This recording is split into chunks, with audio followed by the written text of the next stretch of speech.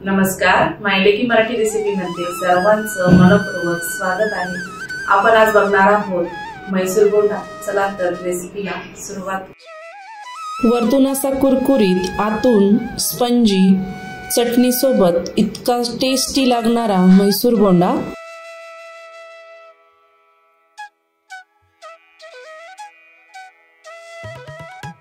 Bowl मध्ये 1 cup दही टाकायचे, 1 चमचा मीठ टाकायचं, अर्धा छोटा चमचा बेकिंग सोडा टाकायचा। सर्व 2 मिनिट भर फेटून घ्यायचं।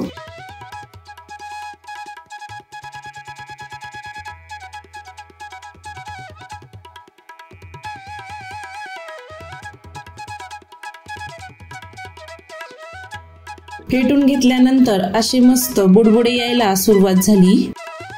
त्यामध्ये 2 कप चाळलेला मैदा टाकायचा।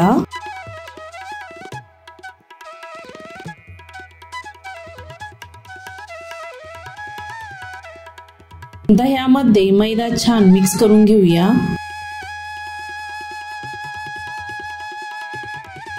दहीमध्ये मैदा आधीच मिक्स करून घेऊया।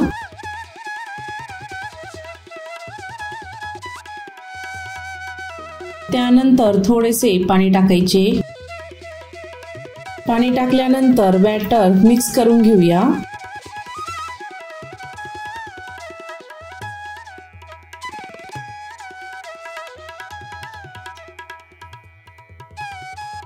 अजून थोडेसे पाणी टाकूया।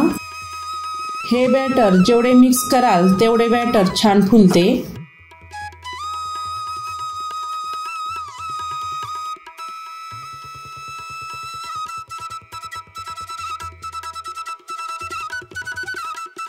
हाताने 5 मिनिट छान फेटून घ्यायचं।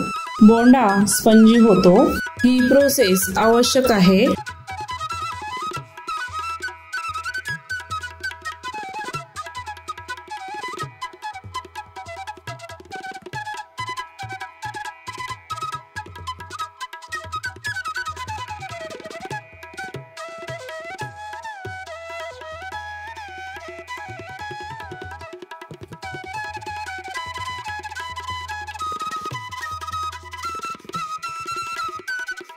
हाताने मिक्स केल्यानंतर बॅटर फुलायला सुरुवात झाली। झाकण ठेवून घेऊया। 1 तास भिजू द्यायचं। 1 तासाने चेक करूया। बॅटर छान भिजले आहे। 1 बारीक चिरलेली हिरवी मिरची टाकायची। 1 इंच आलं किसलेलं टाकायचं। बारीक चिरलेला कढीपत्ता टाकायचा। 1 चमचा ओल्या नारळाचं खोबरं टाकायचं। सर्व हाताने छान फेटून घेऊया। जेवढे हाताने फेटवाल तेवढे पीठ छान स्मूथ होते।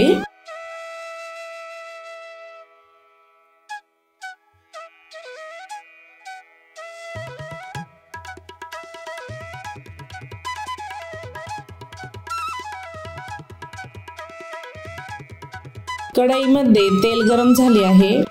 बोंडे कढईमध्ये सोडून घेऊया। बोंडे मध्यमभागी सोडायचे।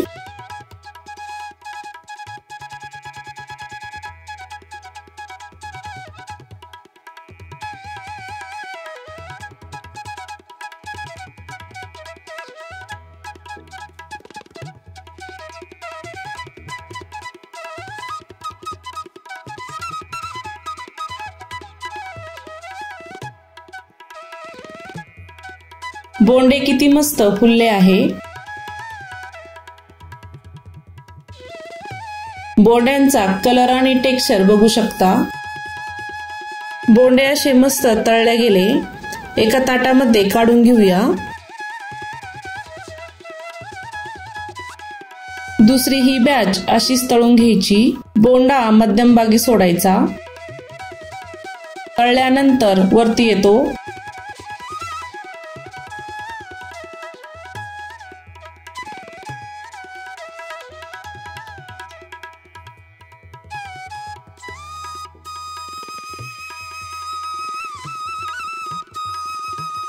आपण इथे सर्व बोंडे तळून घेतले। तुम्ही बघू शकता किती जाळीदार आणि स्पंजी तयार झाला आहे बोंडा। हा बोंडा चटणी सोबत खूप छान लागतो। तर अशा पद्धतीने अवश्य तयार करा घरच्या घरी म्हैसूर बोंडा।